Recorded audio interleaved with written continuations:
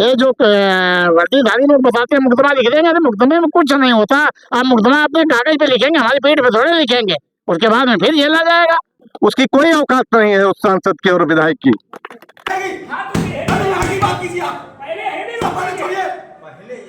पहले यहाँ की बात होगी, आज ट्रेन रुकेगी तो रुकेगी अध्यक्ष जी, आप हमने बुलाया हमको तो रुकेगी ट्रेन तो रुकनी चाहिए। हमें से ज्ञापन देने, आप कब से यहाँ ड्यूटी कर रहे हैं, तब से आपने कार्य क्यों नहीं करवाया? काम सिस्टम से आपके लिए 15 मिनट समय है, आप जाइए वार्ता करिए, यहाँ मत मुझे देखिए, आप जाइए। अगर आप 15 मिनट समय आप वार्ता करिए जा करके अपने टॉप अधिकारी से, आप तो जाइए, आप जाइए, बात खत्म है, हम आपको अपना काम करने दीजिए। नमस्कार दोस्तों, मेरा नाम है अंकित त्रिपाठी और आप इस वक्त देख रहे हैं X9 इंडिया। इस समय हमारी उपस्थित है हरदोई जनपद के बघौली में, जहां किसान यूनियन ने महापंचायत की और ये लगातार 30वीं बार ज्ञापन दे रहे थे, लेकिन उस पर सुनवाई नहीं हुई। आखिरकार मजबूरन एक महापंचायत बुलानी पड़ी और वहां पे किसान यूनियन के राष्ट्रीय अध्यक्ष जी आए हैं। और क्या विषय गंभीर इतना हुआ कि उनको यहाँ पे आना पड़ा। सबसे पहले आपका नाम? ठाकुर रामचंद्र सिंह, राष्ट्रीय अध्यक्ष, भारतीय किसान यूनियन राष्ट्रवादी। यहाँ बघौली में जो आपने यहाँ महापंचायत बुलाई गई, इसका क्या कारण रहा और एक ऐसी परिस्थिति क्यों उत्पन्न हुई कि ये महापंचायत आपको यहाँ पे करना पड़ा? देखिए, भारतीय किसान यूनियन राष्ट्रवादी जो संगठन है, किसान हित, राष्ट्र हित और जनहित में कार्य करता है। कोरोना काल से पूर्व यहाँ पर कई प्रमुख ट्रेनों का पड़ाव होता था और यहाँ से यात्री जनपद मुख्यालय हरदोई और लखनऊ के लिए, अपने व्यवसाय के लिए, स्टूडेंट अपनी शिक्षा के लिए, अध्यापक लोग जो हैं, टीचर्स हैं, पढ़ाने के लिए, और अधिवक्ता लोग प्रैक्टिस करने के लिए, व्यापारी लोग व्यापार के लिए जाते थे। ट्रेनें ठहराव जो था वो बंद हो चुका। हमारे मंडल अध्यक्ष रावेंद्र सिंह चौहान ने लगभग 30वां प्रोटेस्ट है ये, कई बार यहाँ पर धरना प्रदर्शन हुआ, केवल आश्वासन नहीं मिला। इसलिए संगठन बाध्य होकर के यहाँ पर, अभी तो हम लोगों ने यहाँ पर हरदोई के जो 150 किलोमीटर 150 किलोमीटर की रेंज में है, वहाँ के लोगों को हम लोगों ने बुलाया कि लॉ एंड ऑर्डर की व्यवस्था गड़बड़ न हो। और अभी डीआरएम महोदय से वार्ता हुई है कि जीएम साहब से बात कराएंगे और ट्रेनों का ठहराव सुनिश्चित कराएंगे। तो प्रमुख उद्देश्य जो है कि ट्रेनों का ठहराव सुनिश्चित हो। इसके पहले भी हम, आपका एक प्रोजेक्ट है जो आपके मंडल अध्यक्ष कर रहे थे, उसको हमने कवर किया। डीआरएम साहब से टाइम भी लिए और आपका डेलीगेशन गया था मिलने के लिए, लेकिन मामला ऐसा हुआ कि वो मिल भी नहीं पाए। और अगर उन्होंने फोन पर केवल आश्वासन ही दिया है कि आइए मिलते हैं, अगर ऐसा नहीं मिले तो आप लोग क्या करेंगे? हमारा तो आर पार की लड़ाई का आज ही कार्यक्रम था कि हम यहाँ चक्का जाम कर देंगे। लेकिन देखिए, हम लोग राष्ट्रीयतावादी लोग हैं, राष्ट्रवादी विचारधारा हमारी। इन ट्रेनों से कितने लोग सफर कर रहे हैं, पूरा सिस्टम ब्रेक होता। कोई हमारा भाई जा रहा है, कोई हमारी बहन जा रही है, कोई उसमें पेशेंट जा रहा है, कोई किसी अपनी ड्यूटी पर, महत्वपूर्ण ड्यूटी के लिए जा रहा है। इन सब चीज़ों को देखना पड़ता है। तो जो वार्ता है, उस वार्ता के क्रम में बोला कि हमारी नैतिक जिम्मेदारी है कि हम जीएम साहब से वार्ता करेंगे, और नहीं अगर होता है तो फिर हम आएंगे। उसमें क्या दिक्कत है? कोई दिक्कत नहीं आने में, और कोई इससे बड़ा होगा।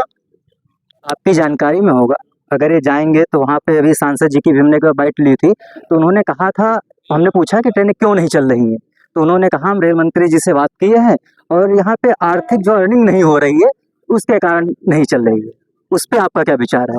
देखिए, पूर्व में क्या आर्थिक अर्निंग होती थी? विद्यालय से क्या आर्थिक अर्निंग होती है? क्या आर्थिक कमाई के साधन के लिए ट्रेनें चलाई जाती हैं? क्या ये किसी कॉरपोरेट या किसी बनिए की ट्रेन है?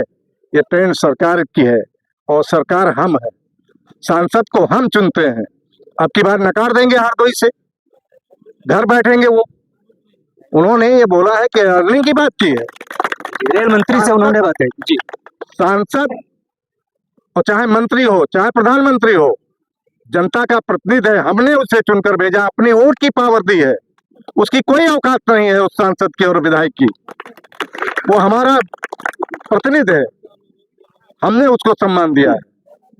अगर इतना ही दम था उसमें तो यहाँ तक अब तक ट्रेनों का ठहराव सुनिश्चित हो गया होता। सांसद ने मन से काम नहीं किया है इस बघौली की जनता के लिए, इस जनपद के हरदोई की जनता के लिए। इसलिए आने वाले समय में उसका जो स्टेटमेंट हमारे सांसद जी ने दिया है उसका खामियाजा उनको भुगतना पड़ेगा। आम जनमानस बताएगा कि आप क्या बोल रहे हैं कमर्शियल। सारी चीज कमर्शियल होती है, सारी चीज कमर्शियल नहीं होती।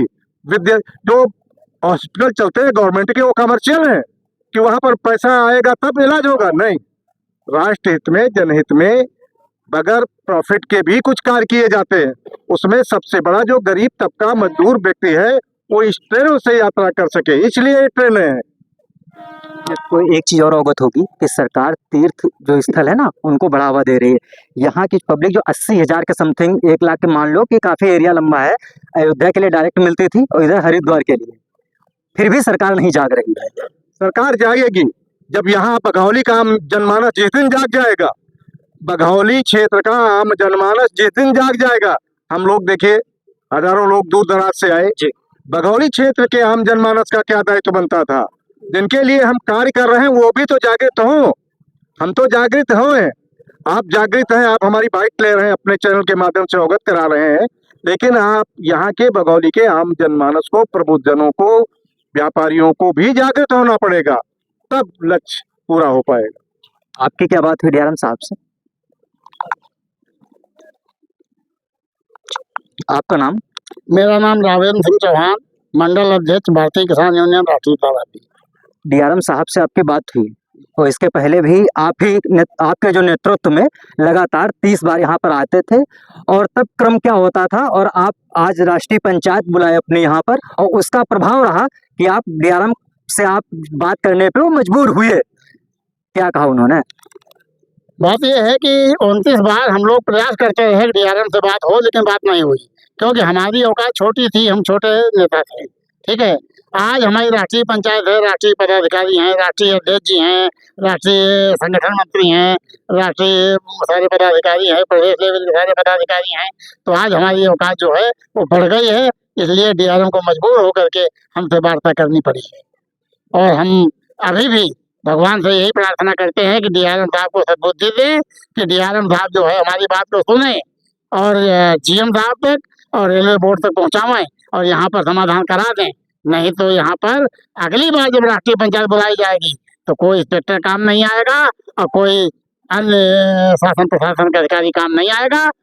किसानों से दो हाथ करने ही पड़ेंगे। अगला क्रम आज 30 तारीख है, फिर अगली 30 तारीख तक अगर ये पूरा सोल्यूशन नहीं निकलता है, बातचीत का जो क्रम है आपका, तब आप लोग फिर यही जो आज प्रक्रिया करें इससे विशाल करेंगे कि फिर वो यही दोहरा दिया जाएगा? 30 तारीख को हम फिर यहाँ पर पंचायत करेंगे जैसे हमारी चलती थी, और हमने इनको बता दिया है कि 1 महीने के अंदर हमको दिल्ली तक पहुँचाने का काम आपका है। आप हमारे ज्ञापन पहुँचाइए, हमको पहुँचाइए, हमारे पक्ष में अपनी बात रिपोर्ट लगाइए, अखियाँ लगाइए और भेजिए और ट्रेनें रुकवाइए। और यदि आप नहीं ऐसा करते हैं तो फिर हम लोग आगे। आज तो आप लोग चक्का जाम करने के मूड में आए थे।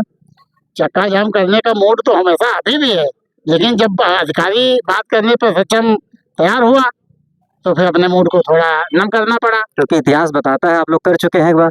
हाँ, हम लोग कर चुके हैं और कुछ नहीं होता है। ये जो वर्दीधारी लोग बताते हैं मुकदमा लिख देंगे, तो मुकदमे में कुछ नहीं होता। आप मुकदमा अपने कागज पे लिखेंगे, हमारी पीठ पे थोड़े लिखेंगे, उसके बाद में फिर जेल आ जाएगा।